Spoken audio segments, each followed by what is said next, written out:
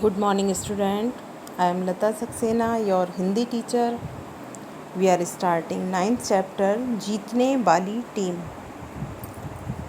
बच्चों, आपने ये देखा होगा कि जब छोटे छोटे बच्चे खेल रहे होते हैं या आपस में साथ में होते हैं एक दूसरे के, उन्हें किसी बात से मतलब नहीं होता है।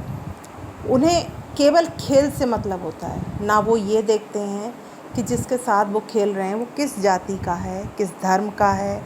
उन्हें इन सारी बातों से कोई मतलब नहीं होता है। धर्म और जाति के नाम पर बढ़ते मनमुटाव दंगों का रूप ले लेते हैं। नादान बच्चे बड़ों की इस नासमझी को नहीं समझ पाते। उनकी दोस्ती में जाति या धर्म की कोई दीवार नहीं होती।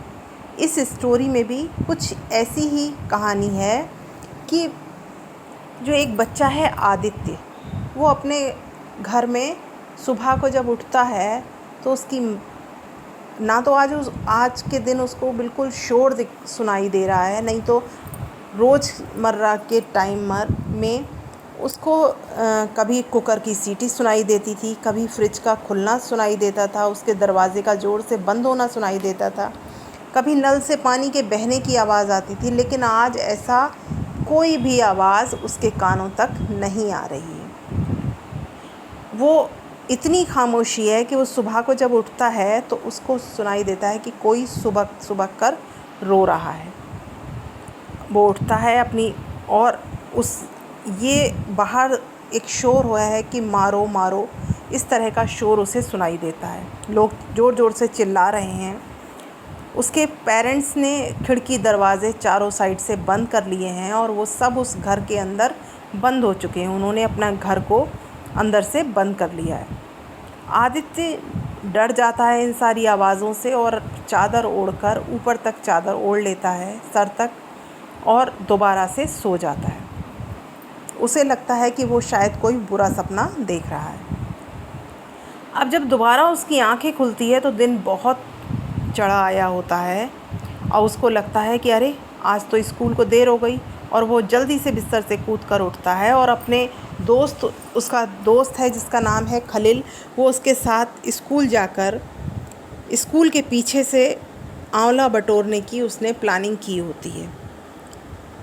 तो वो अपनी माँ से कहता है कि अरे आज आपने मुझे जल्दी क्यों नहीं उठाया, आज तो मुझे आंवले लेने के लिए जाना था। तो उसकी माँ कहती है कि आज तुम कहीं स्कूल नहीं जाओगे। तो वो जब वो दोबारा से पूछता है कि क्यों, तो उसके फादर उस पर नाराज़ होने लगते हैं और वो अपने पिता से बहुत डरता है। तो वो उनको ये बता नहीं पाता कि आज तो उसे आंवले बटोरने के लिए जाना है। वो चुप हो जाता है।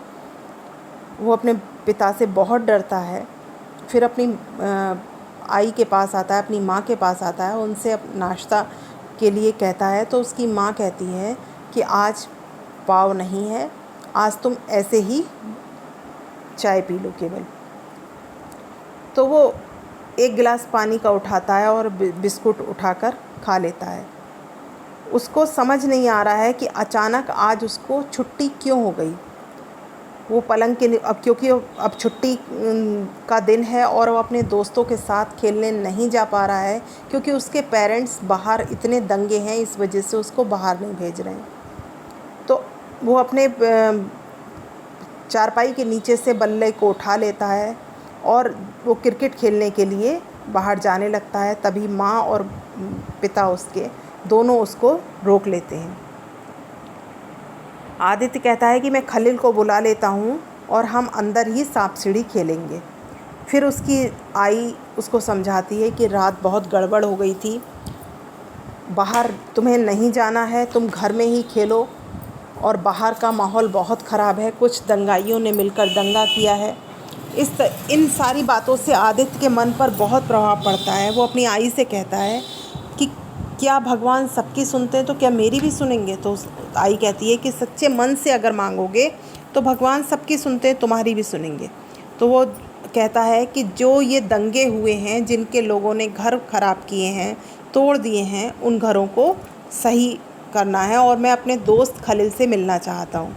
फिर उसके पिता जब अपने काम पर से वापस लौटते हैं तो वो बताते हैं कि कुछ लोग कह रहे थे कि उन लोगों को जिनके घरों को तोड़ा गया है उनके घरों की मरम्मत होगी। खलील की गली में आदित्य जाता है तो उसको खलील की कुछ चीज़ें दिखाई देती हैं। उसका देखता है कि उसका घर बिल्कुल तोड़ दिया गया है और जला दिया गया है। अचानक ही उसको उसमें से खलील की एक गेंद दिखाई दे जाती है। वह उस गेंद को उठाकर साफ़ करता है और अपनी जेब में रख लेता है।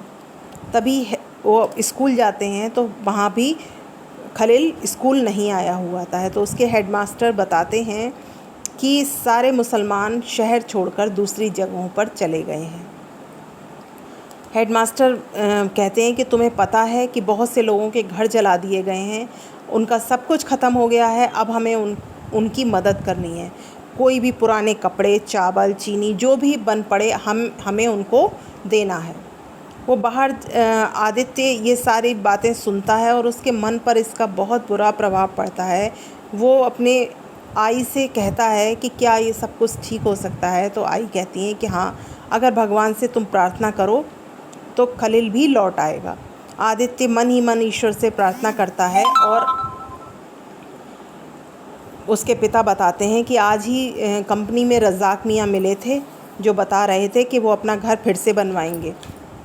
अपने अगले रोज़ स्कूल से वापस लौटते समय उसे गली में बाबा दिखाई देते हैं। आदित्य दौड़कर वहाँ पहुँचता है कि दो आदमी खलील के घर की मरम्मत कर रहे होते हैं। तभी खलील घर से बाहर निकलता है और हमेशा की तरह खुशी खुशी वो दोनों खेलने लग जाते हैं। इस स्टोरी में ये शिक्षा दी गई है कि बच्चों का मन इतना कोमल होता है। हम बड़े होकर तो जात पात इन सारी चीज़ों में पड़ जाते हैं, लेकिन बच्चे जो होते हैं उनके लिए इन जाति पाति से कोई मतलब नहीं होता है। वो एक सच्चे दोस्त बनकर रहते हैं और किसी से भी जो प्यार करते हैं वो एक सच्चा प्यार करते हैं। Thank you.